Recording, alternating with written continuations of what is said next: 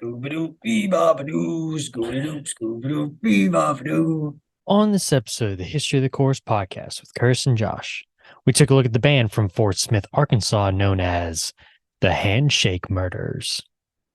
Make sure to follow us on Twitter at IsSurvivedByPro for news and the latest episode postings. And make sure to subscribe to the show, leave us a 5-star review, and write us a comment on YouTube or whatever podcast service you're using. Make sure to check us out on TikTok and give us a follow at IsSurvivedByProductions. And if you'd like to see us do some live streams, leave us a comment or tweet us the keyword stream. Now, without further ado, let's start the show. The devil is in Atlanta, army surrounded.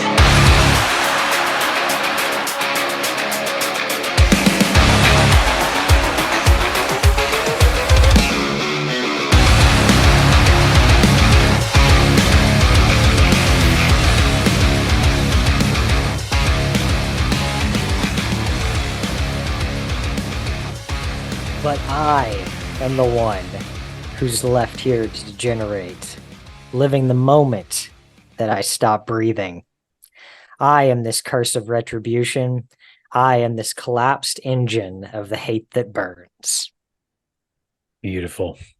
Welcome back to the History of the Chorus podcast, sponsored by the Church of the Seven Track, where each and every episode we take a look at the history of a band from the core genre. Ooh, hit my chin. I'm Curtis. With me, as always, is my co-host, Josh. I said this to you. Hello! I said, Mrs. Doubtfire? I said this to you before we got on here. It's only been a week since we recorded the last episode on No Life Once Lost. But for some reason, Josh, to me, it feels like it's been about a month. It has been 2 weeks since then. Yeah, I guess so. In a way, it's been 2 weeks. Yeah. What I'm trying to say is we had a week off, but a week feels like a month to me for some reason. I don't know why. It was a forced week off. It was a forced week off. Somebody was, ew, puny. Ew, I can't talk. My voice. I would have been on here like, I think I like that. I like that album. That was good. Oh, would you care to expand on that? No, God, please don't make me. Oh boy. All right, Josh, let's get into a little housekeeping here. Oh, I forgot to tell you. Eric bailed on me last week, and then you bailed on me. Oh. So I was going to have a full Sunday, right? And then I get to the end of it, and I was like, what am I going to do now? Or record an episode by myself? Guess so. I guess I could have done that, but no. Or just take the day to relax. Yeah, I guess. Anyway, so we would have had a after hours preview spot right here, but you'll have to wait another week for that one. So skipping on ahead, Josh, what did you listen to this week? Weeks. Not a whole lot, dude. Since I've been sick, I'm mainly just like listen to podcasts, sleep, watch a little TV, drugs. So not much in the way of music. I don't think I'm gonna guarantee that if I open up my Spotify here, it's gonna be nothing but History of Westeros episodes. And I am happy to plug those guys over at History of Westeros. Man, he had me thinking he was going to say History of the Chorus, but you know. Oh no, no. I just listened to us. That's all I was just listening to my own podcast all week. Yeah, and every time you make a asshole I am. Every time you make a comment, you're like, "Ooh, that's a good one, Josh. That's a good one." Pat on the back. Good job. Okay. Buddy. So I did listen to some Born of Osiris. A little bit of their earlier stuff. This was the Discovery, so that's like their third album. But I don't know. Are you very familiar with Born of Osiris? Just from you, just talking about them. That's really it. Okay. Well, their If I've first heard anything album, from them, it's been like a few songs here and there, but a long time ago. yeah. But anyway, go ahead. Their first album, I don't want to misquote this. I'm pretty sure it was called what is it? Oh, The New Rain. Okay, yeah. So the first album was The New Rain. Big song that I think a lot of people know is Bow Down. Okay. It's a song that starts with fucking bow down and then like goes into it pretty hard. Is that the one that goes Um, bow down, whiny down, whiny down, down? no. I think you are mixing Born of Osiris with Veil of Maya. Oh, But yeah, that's right. I was trying to remember who that but was that you there's said did that. there's some There's decent bound similarities. duty wow nows Yeah, in okay. there. Okay, yeah. But they did a re-recording of The New Rain in 2017. It was a 10-year re-recording. Was it good? And yeah, dude, it slaps. Better than the Um, original? uh, it's just I don't know. I want to say yes because they didn't remaster it. They straight up re-recorded it. So it was like the level of musicianship that they are at now, 10 Yeah. years later, you know. They were amazing then, but like now, 10 years later, it's just a lot tighter, like it hits a lot harder, it's cleaner. Um, but yeah, I would recommend abstract art. Um, there's a little gem in there about halfway or so through the song, so you get a little something tasty there. Like a sound Um, clip? no, just Music. Okay. just sick, yeah, just a sick breakdown. And then the Down, down, Discovery, which was like I said, down. their third album, that was 2011. This one to me is their strongest album, I think. There's a lot of really cool stuff that they do in there that they haven't really done up until that point. Um, and then beyond that, like that album is really cool because they did it that way, but then they decided that was going to be their sound, like kind of going forward. And it's like, wow, it was cool as like kind of a new thing. But then when all your songs sound like that for every album after this, it's just kind of okay, well, Yeah. we lost the hook there. I feel like I've heard this song. What's happening? Yeah. Yeah, because you I could hear you. basically smash the Simulation, Soul Sphere, and Tomorrow We Die Alive all together. And I couldn't tell you what album any of those songs were from because they all sound like the same album, essentially. Yeah. Okay. Cool. But Cool. yeah, Born of Osiris is pretty much all I listened to this week. What about you? Rebirth of Osiris. Can you see that pretty Oh, well? Okay, you can. Okay, yeah, good, good, good. Okay, cool. These two. Wait a minute, hold on. These two. I bet you know that one, right? yeah, You First know that Came the one. Law. Got it. First came along, and then Yeah, this one, and the one above it, right there. Those are connected to this episode, and I'll talk about them when we get to that point. Um, not connected, like in my opinion, in certain things. Anyway, okay. yeah. Anyway, there's no real like connections. Well, there's connection with this one, but not this one. Anyway, so yeah, First Came the Law, Once Nothing, great album. Gotta listen to it. Eso-Charis' one and only full length album. This is the band that is connected to the Handshake Murders. The vocalist in Handshake Murderers was one of the vocalists and guitarists in Eso-Charis, along with Corey Putman from Norma Jean. And then these two directly behind me are two of my favorites from Thrice, The Alchemy Index, Volume 1, Volume 2 is this one, and then Volume 3, Volume 4. Really cool, really interesting. Kind of a change of pace musically up until that point for them in their discography. So it's really kind of cool to check that out. But yeah, that's what I listened to a couple of weeks ago. And then like this week was just kind of more podcast because I had already listened to Handshake Murders a bunch. So just kind What's of chilling give me out. one podcast that you listen to, Curtis? Mine are all like sports. Ah, That's usually like the only thing I ever listen to. Sometimes I'll listen to like some NHL stuff. Usually when the season kicks up. I don't usually listen to that in the off season. But I'm a big, you know me, I'm a big college football guy, so I listen to that a lot. Some different podcasts for that, whether it's for my team or like nationally. But yeah, it's mainly just sports. I don't really know if there may be like one-offs here and there of just like random stuff. Like I've listened to some like Thrice podcasts before that some of their guys do. Some different like musical podcasts that like different members from bands that I listen to have done. But yeah, mainly sports podcast. I'm sorry you missed the Stick to Your Guns podcast. It was great while it was around. Oh, they're not doing it anymore?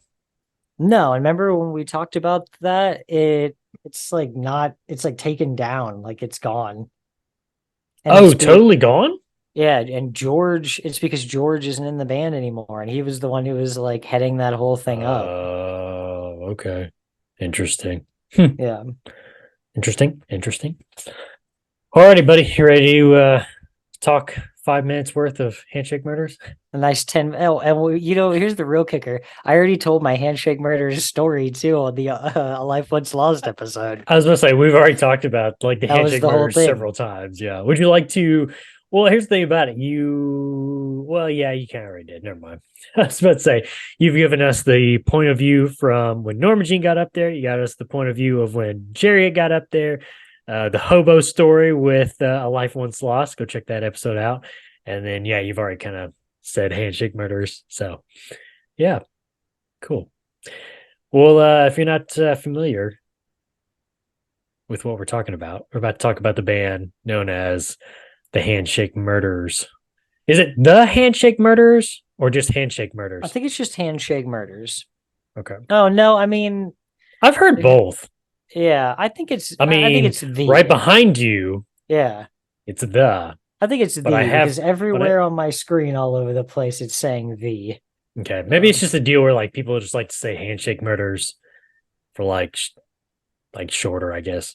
Because, Yeah. It's so much energy to say the. Takes in a a lot of work. sentence. It's a lot of work. Yeah.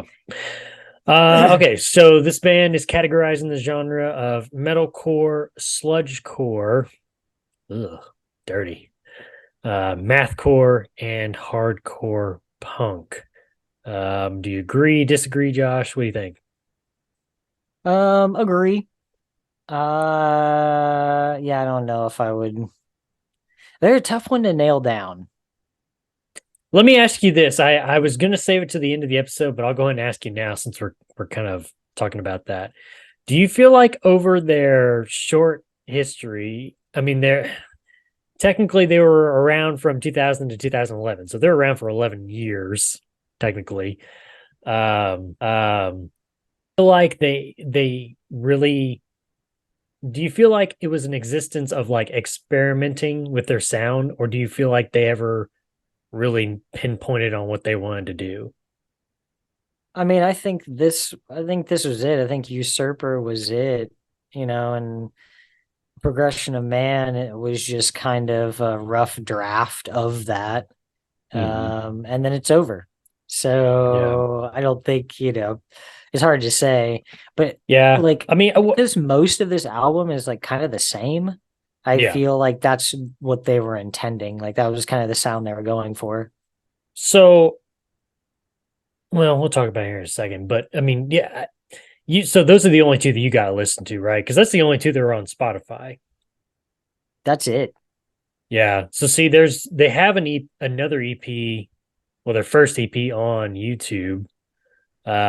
There's a lot more like clean vocals on that. What? Yeah. I mean, it's a good mix. It's Bury the Effigy EP, if you're gonna look it up. Bury the there's effing G. Oh my gosh. There's also a couple of demos on YouTube also that got released after Usurper. That's like they were working on like a new album before they ended up calling it quits. Oh. Yeah, we'll talk a little bit about that too when we get there. But getting right into it here, the Handshake Murders was formed in Fort Smith, Arkansas. They existed like I said earlier, from 2000 to 2011. Started by then vocalist slash guitarist of Eso-Charis, Jason Holmes. Over the years, he would be joined by such names as Brian Evans on guitar, John Ridenour on guitar, Jeremy Joplin on guitar, Brian Lucien on guitar, Jeff Hickey on bass. If that name sounds familiar, Jeff Hickey would end up joining the band Norma Jean later on. I think during the Anti-Mother period. You also have Brandon Rogers playing bass, Keith Baskett on bass, Daniel Wiggins on drums, Jeff King on drums. And here's kind of an interesting one. Corey Putman from Norma Jean was actually in the Handshake Murderers at some point. I never really was able to pinpoint where. I have a theory, and we'll talk about it here in just a moment. But I'm guessing that when he was in Handshake Murders, he kind of did the same thing that he was doing in Eso-Charis with Jason Holmes, playing guitar and doing some vocals as well. Their sound would be compared to such bands as Norma Jean and Coalesce. Now, this band has got a couple of demos that they released. They have 2002's Flattery and Suicide demo, which is a self-released album. It has songs such as Winds That Carry Voices, The Shadows Are Demons, The Stars Are Satellites, and There's More to a Man Than His Billfold. I couldn't find this demo at all. And then their other demo is from 2004. It's called a 3-song demo. It's also self-released. And this one has 3 songs on it that are entitled The Necessity of Life, The Necessity of Breathing, and Anti-Progress. Couldn't find either one of those demos anywhere. I looked really hard. I mean, they may be on the dark web, but I don't really want to go there. So, but yeah, are you listening to that EP that I was telling you about, Bury the Effigy? I can't hear you. You're on mute again. Yeah, so this one comes out in 2002, right? Yep, correct. It's got to feel like some early Norma Jean, some early Chariot, just like some of the riffs.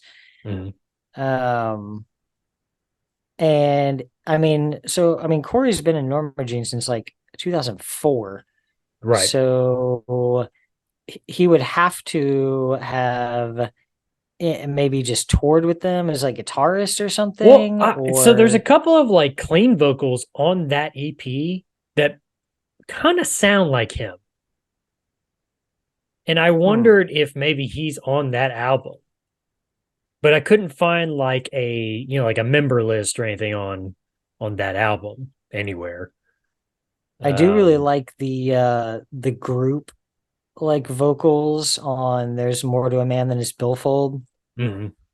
Those always hit really well for me when it's like, that's one of my favorite things about Flesh God Apocalypse is the multiple, like it's all harmonizing, but they're all like different kinds of screams and stuff. Yeah, just so cool when you get that going. Yeah, interesting.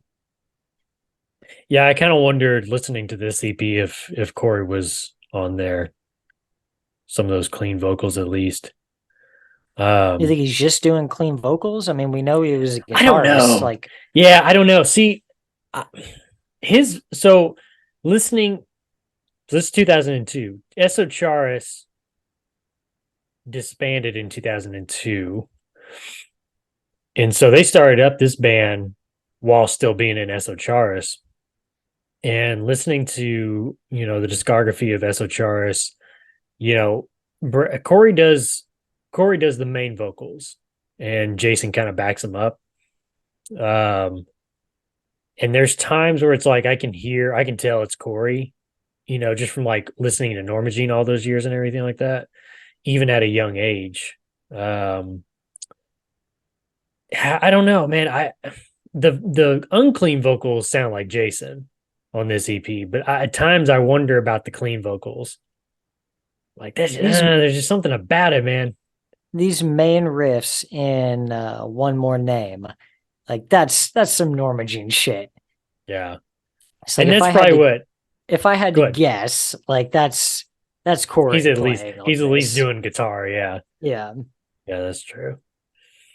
Um, Listening to this, I feel more cemented in what I said before about how I felt like Usurper was the sound that they would have kind of settled into. Yes, I agree. Yeah. It just feels like this.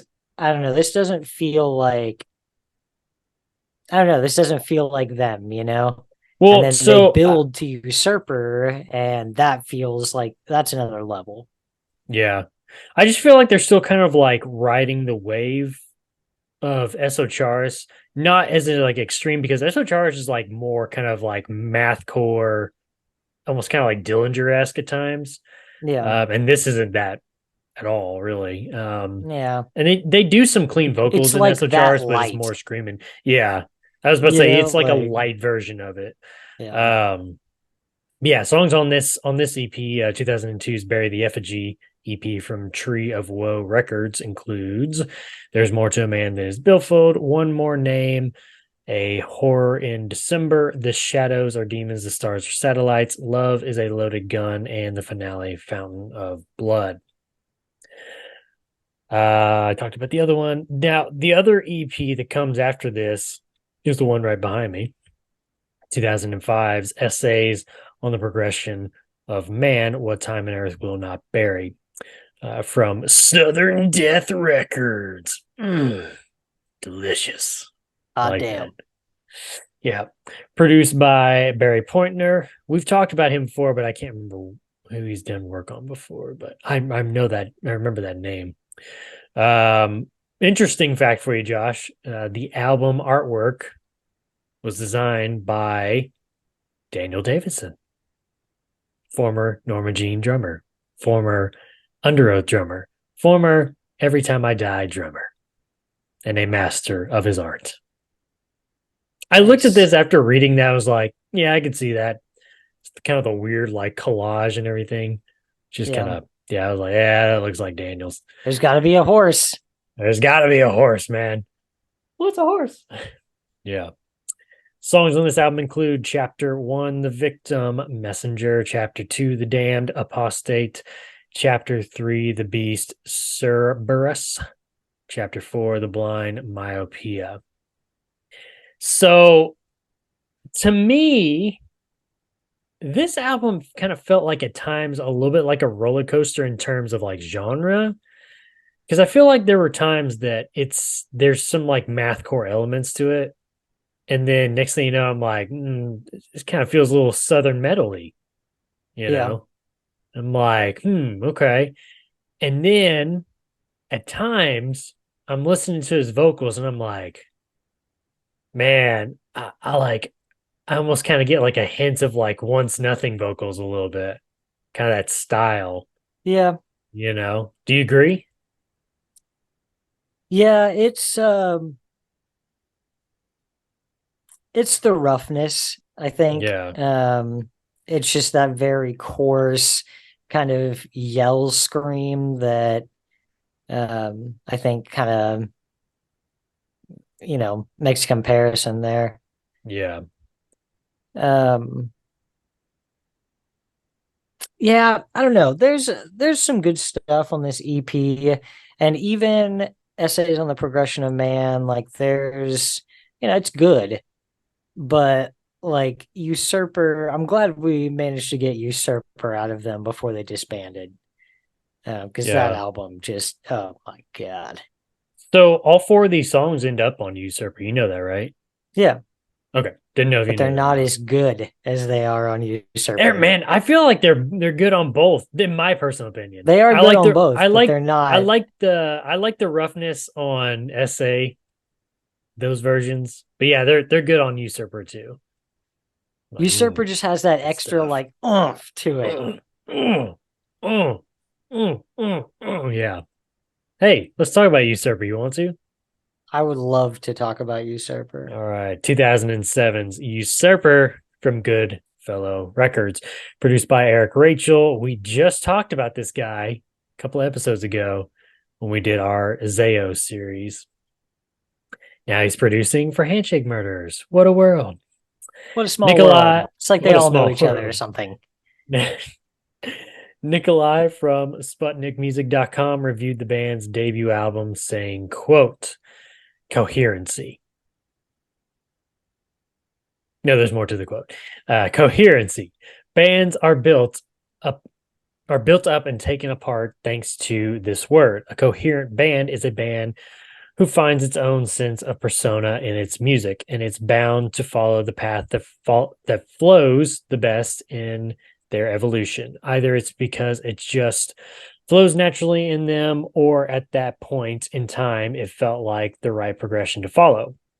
That being said, an incoherent band will only find itself jumping around genres trying to figure out something to make their sound click inside them, trying to find its soul, if you will, because in the end, that's what music is supposed to be, a window to one's soul.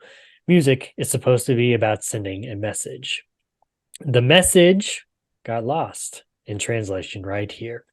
Overproduced might be a word to describe the Handshake Murders debut. It comes out as an album that has been thought over way too much, and it just doesn't flow naturally. Yes, the guitars might have that epileptic like sound at points, and they might have very good sings of progression to it, but it just doesn't come off naturally, unlike bands like Meshuggah. It sounds pushy in the Handshake Murders. I can't hear you. My God. You're going to tell me that Handshake Murders is more produced than Meshuggah? Right. Backwards. He should knew have you just would left love this his one. review at the first word, and then that was just the end of it. Coherency. Coherency. It sounds pushy in the Handshake Murders. It's like they just took a bit of metalcore, a bit of progressive, put it all in the blender, and just ran with that product that they got. The track list is just a plus. Dissector kicks things started, a nice way to start it. It pretty much sets the tone for the whole album, despite a few minor changes from song to song, like the quote loops. We'll get to that later. The vocals are rash, very good guitar work. It has a very nice tapping solo-ish moment in it. Most tracks here are very heavy. They have very good melodic moments in them, if any, and all follow into what some might say sounds like an ongoing breakdown. Very slow, muddy, and punch in the gut like riffs. Songs like Air give you a little room to breathe in the midst of all the chaos. But don't get fooled. It only lasts less than a minute. And after it's over, you're brought back to the beatdown of a record that is supposed to be painted contortionist follows Air. Not only does it have a nice industrially intro to it, the vocals here are rather enjoyable also, which is a very welcome surprise given that the vocals sustains a very neutral tone of screams, not too high, not too low, just around the same range. The author concluded by saying, quotes, all in all, this is not a bad record. It's in fact very well performed by the band. It does have a nice sound to it, and all the songs do sound like they were made by the same band, if you will. The problem with it is that you might have a really hard time differentiating one track from the other. And that's what makes this album so bland. Because it really does feel like you listen to the same track for 30 plus minutes. Go, Josh. Okay. He's being a little ridiculous with the 30 plus minutes. It's literally like a 31-minute runtime on this album. It's over before you could know just it. say 30 minutes. I disagree with most of what he's saying, as I do with most of these reviews, because most music reviewers are garbage. That's why I bring him in to get you talking. Dissector kicks off pretty good for the album. Honestly, if I were putting this one together, I might have thrown Bloodline in first, just because Bloodline comes in so much harder and faster. Dissector's good, don't get me wrong, but I'm with him on the tapping solo. Like, I love that. And because it's not just like a weak tapping solo with like kind of a lame like riff playing behind it. Like it's got that like dun dun dun dun dun dun dun dun dun dun dun like behind it. So I don't know. It doesn't feel like it's like, okay, now we're stopping for the solo. It's like, no, somebody just decided to rip a sweet ass solo in the middle of that like breakdown. So why not? A lot of this feels organic to me. Like a lot of this feels like some guys jamming some heavy ass shit, and then one guy went off on his own for a sec, you know? Like Bloodline. I do like how it goes from like, that time change from like the beginning where it comes in like super fast and then it slows itself down for the, but I am the one who's left here to regenerate. But I am the one who's left there. Yes, that's good. Painted Contortionist. I think Classic. Nothing beats that. I'll rip your throat out breakdown. Are you gonna rip my throat out? Yeah. I'll rip your throat out. Da da da da. I'll rip your throat out. Da da da da da. I'll rip your throat out. Yeah, I think that's long been one of my favorite Handshake Murders songs. I remember the first time I heard it, I was just like, what? Like that breakdown went so hard. The setup for it. Which one? Who has a better breakdown between the two songs? Painted Contortionist by Handshake Murders or Stiletto by Symphony in Peril? Those are both classics, man. Yeah. The Stiletto's the one that goes dun dun dun dun dun dun dun dun dun. Oh, yeah. You murder face to face. Yeah. Yeah. Face to face. Oh my God. Yeah. That's a tough one. Those both go hard as hell. I guess I got to go with Symphony in Peril. I was going to say, you might want to pick the right one because somebody may be listening or watching. Yes. Well, please let us interview you, somebody. Please. You know who you are. Please let us interview you. We'd love to talk about Symphony in Peril. We won't push you to talk about stuff on the new album that you don't want to talk about yet. I was gonna say, let's talk about the new album. I won't push you to talk about the old Zayo stuff because I'm sure that's overplayed. But no, I'm sure you never get this question. What was being in Zayo like? Yeah, I mean, come on. I love the riffs in Messenger. The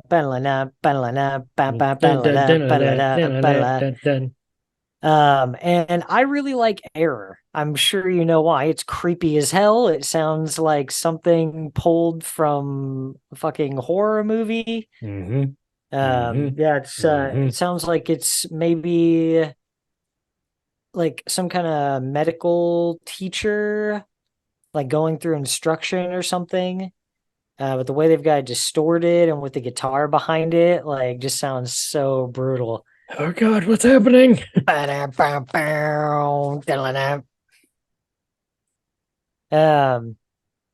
Yeah, and then I mean, just straight through to the end, man. There's not much of a lull here for me. Is this one of those again where it's like my favorites are da da da da da da da? Oh yeah, that was all of them. Okay. Yeah. Well, Mindbender comes back real hard after Error, like with that same kind of same style of riff, the ba-la-la, bow, bow, bow, ba-la-la. It's safe to say that if you don't like that sound, you're probably not going to be a big fan of this album. Then you're screwed, and we can't help you.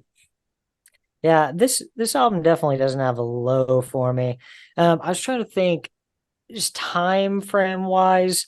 I was listening to this album a lot when I was listening to Veil of Maya's Common Man's Collapse, which was their first. And I always think when I go back through that album, because I hold it in such high esteem, but when I go back and listen to it, there is like a point, like somewhere in the back half of the album that it starts to fall off a little bit. And I feel like this one never really does. Like if you came here for what was in the first, 3-4 tracks, then you're gonna be happy with what you get on the back half of this one. What up with the album artwork, Josh? I love the album artwork. It's always It insane, is man. brutal as shit. It's like, oh, those nails, right? I think so. It's like nails coming out of a person's Oh well, mouth. they're screws. Well, okay, yeah, that's what I meant. Yeah, they're very Um, long screws. I feel like I had seen this album back in the day at Mardell's, which would be No awesome. way. Hey, I mean, I think they're technically considered like Christian. I don't know. I don't think they are, but I don't. What? I mean, I Yeah. guess there's not really that we know of, at least, like really any cursing or anything. No, I think that at least he was I guess we like never mentioned that. identified or whatever, but Well, what? there's only 2 songs with the lyrics out there. Yeah, that's true. We didn't hear anything. If only I Yeah, still had my physical copy of Usurper. have you seen the numbers on Spotify? I was looking at it just before we got on here and I was Oh, laughing to myself. Like it's 300 shameful. monthly listeners. I think like the most is, of course, they only have 2 albums on Hey, there. 301. We made a 301. difference. We made a difference. Oh man. Yeah. Usurper's got like, I think like the most on Usurper was like maybe like 10,000 or something like that, maybe 20,000. Just really not bad for like, I mean, what they ended up being, in the Who do you end. think is collecting these tiny checks? Ooh, good question. Think it's the Well, label? I guess. Because I mean, I If guess that if the label label even still exists owns it, anymore? I think Goodfellow still exists. Could be wrong though. Oh, I don't know why I was thinking this one was on Southern the Death Metal from yeah, Southern Southern Death Death Metal. Records. Yeah. Songs on this album include Dissector, Bloodline, Payton, Contortionist, Messenger, Error, Mind Bender, How to Kill, The New Human, Apostate, Myopia, and Of Cult and Atrophy. Yeah, I put a little bit of Once Nothing kind of comparisons again on some of these songs. I just kind of hear. I think it kind of got stuck in my head after listening to Progression. I was like, it kind of sounds a little. And I think it's more like on this one. I think it's more of like the southern, just sound overall though, like riffs and such. Yeah. I mean, because when I think of like Once Nothing's music though, like it is not the same at all. And I guess like when you're getting to like the breakdowns and stuff, like Well, let there's some me ask you this. similarities. So I was going to ask you in my notes here. I put, you had made mention of Once Nothing. Their songs sound like there's like several songs in one song, like Yeah. musically. Do you think there's like that in Usurper at times? Um uh no, because honestly, man, I was just about to say I feel more of a comparison with Symphony in Peril to Once Yeah, Nothing. I could see that too. Stiletto, they have a couple riffs in there that sound like if I closed my eyes and had no idea who Symphony in Peril was, I would probably say that, oh, that's Once Nothing. It's a good Like the comparison. vocals are there, the Oh, I riffs are didn't think there. that. Yeah. Oh, I didn't think that. Yeah, like the It's a beginning good to comparison. Stiletto, the first like 30 seconds, like that's all Once Nothing. Yeah. You mean Handshake? I mean, all Once Nothing. Already. The other Yeah. note I put in was hardcore nostalgia. It's brought me back to the days. Good days. Yes. Yeah. This Very one good was days. always on rotation for me. I haven't listened to this album in years, man. I still listen to this album probably like I would say once a month. Oh, it's in the rotation for sure now. It's on there. Yeah, Yeah, I listen. This is because it's a quick album too. Yeah, So like that helps. yeah. This has become one of my favorite bands, I think, on this listen through, just overall to their discography. There's not much, but it's good to me, man. I like it. It So hits. it hits. I'm okay with that. Right in the feels. You don't have to listen to bands that put out like 40 albums, and that have been around for 25 years. Well, and sometimes these are the best ones where it's just like get in, get out. And yeah, you want more, but sometimes it's less is more, Yeah. So, and hey, you come here if you're still craving something like this when you leave. That's what we're here for. We're here to tell you about Symphony in Peril. We're here to tell you about Once Nothing. We're here to fill that hole. Yeah. Yeah. We'll fill your music hole. Your music hole. Put that on a t-shirt. Oh, man. So the band would finish their career with a few demos, but unfortunately, those demos would not turn into a new album. Those demos are on YouTube, though. There's a couple of them. I liked them. I enjoyed them. But the band would fade away into the core history books. That's funny. We both thought the same thing. Yep. Any thought of a possible reunion, Josh, would be squashed as vocalist Jason Holmes. I don't know why you're laughing. Got throat cancer. He died, dude. He died? He really died. This is not a joke. Oh my God. See, I say that though, Curtis, because I told you the dude smoked like a chimney. Yeah. Like I smoked a lot of cigarettes. That dude smoked an insane amount of cigarettes. Yeah, maybe he did. Because I can never find like an actual cause of death. They never said it out loud or whatever. But he passed away just a year ago, 2022, man. So yeah. I did put in my notes here. I'm kind of surprised that because him and Corey were so close, I'm surprised Corey didn't gather a bunch of the former members together and do like a tribute show, like a one-off. Tribute show. That'd be cool. That'd be sick. Yeah. But, I'm about to give an unpopular opinion. Not a big fan of those things. They did one when Mitch Luker died with Suicide Silence. Didn't like it. They had a bunch of assholes like fucking Danny Worsnop on there, and Mitch is gone, guys, and I'm sorry to say, you guys should have put that band to bed when Mitch was gone. Do you feel like though you're more just like taking into consideration the fact that they didn't put it to bed though, and now you know what it sounds like afterwards?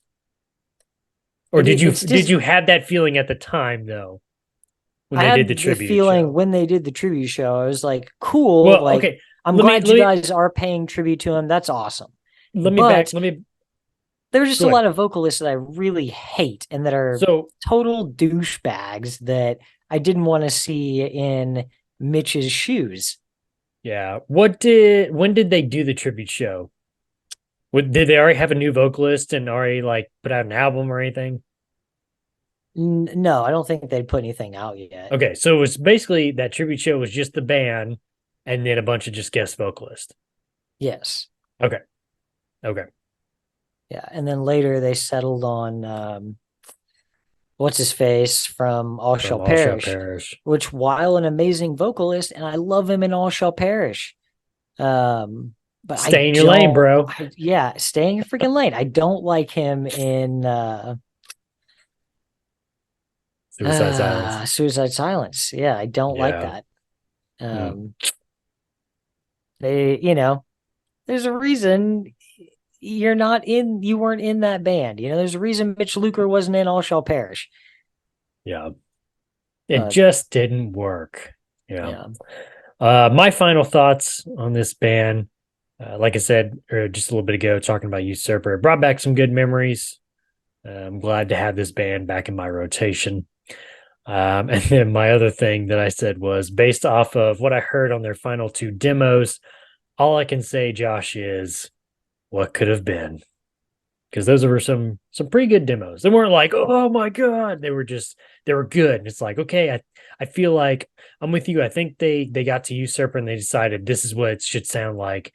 And those demos that came afterwards, they sound like they could have been off of Usurper. So yeah, just definitely one of those what could have been, Final What thoughts for could have you, been? Josh? No, I would just say that I think for most of the people listening, Usurper is going to be what you want to listen to first. I mean, really, what else is there to listen to?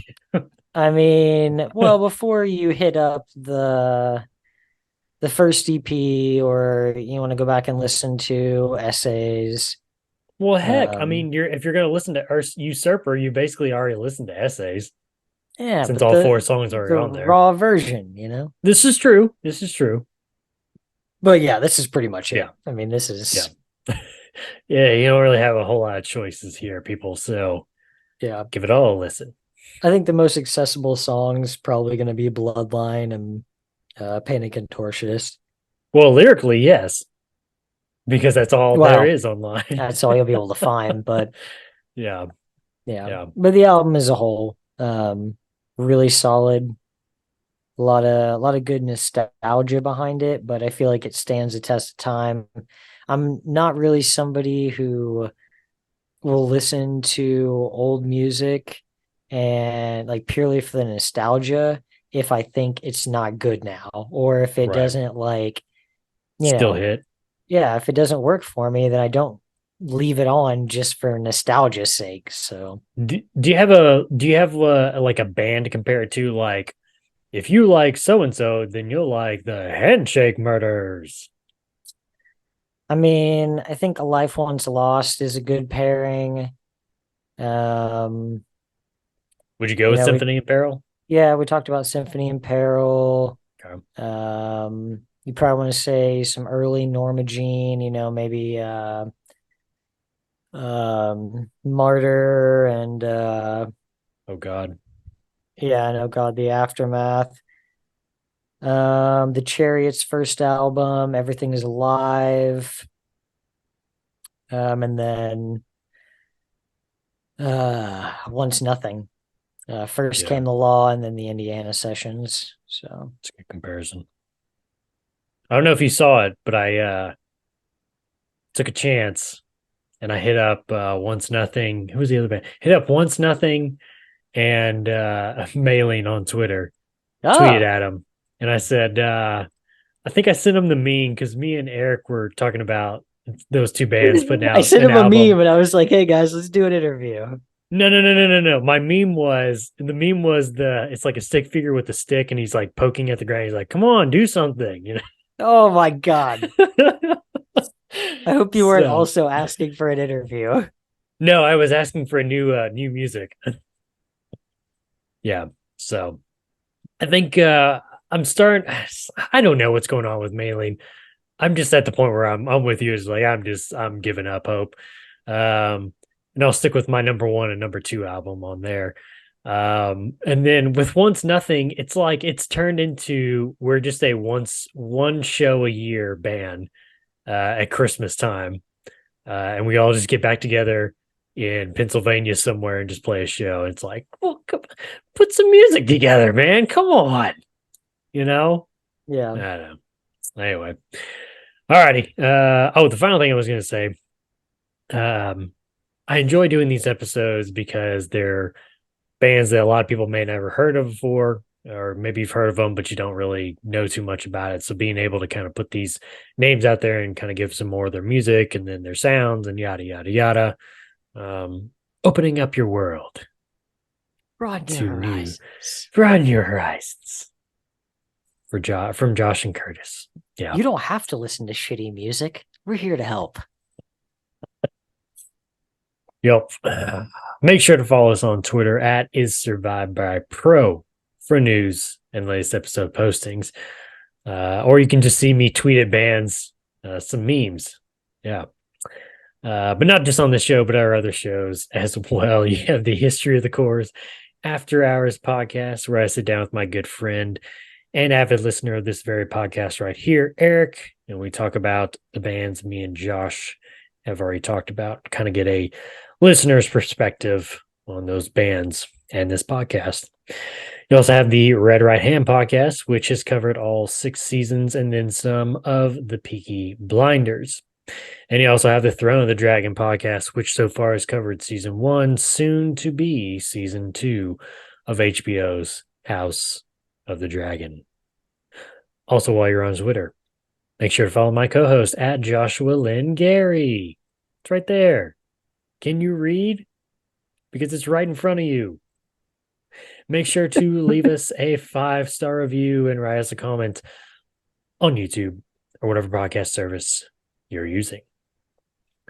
If you want to listen to us and see our smiling faces, head on over to our YouTube page. Just search Is Survived by Productions, and that'll have every episode from all of our shows. Subscribe to the channel. Thumbs up the video. All right, Josh, you've been waiting for this next episode. It's a 2-parter. I think that's what we decided, a 2-parter.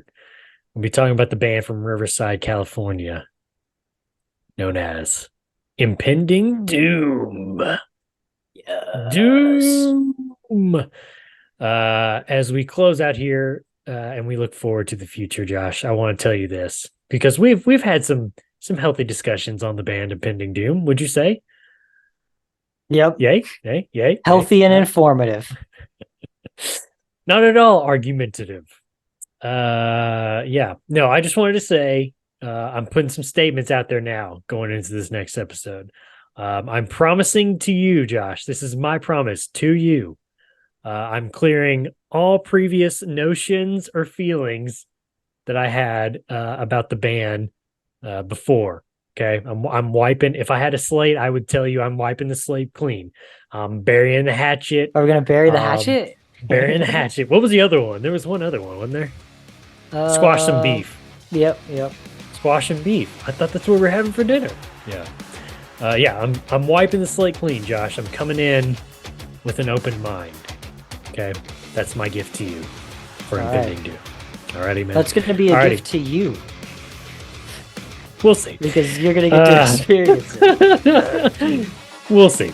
We'll see about that. I'll be the deciding factor in that one, okay? And then, right. Curtis, at the end of it, I will be getting your top 3 Impending Doom album covers. Ooh, top 3 out of 6. All right. I like it. Okay. Interesting. I'll have to think about that one. They've got some great album artwork. They got some good ones. That's a good one, too. That's a good one. Okay. Yeah, I'll definitely do that. Alrighty, until then, we'll see you.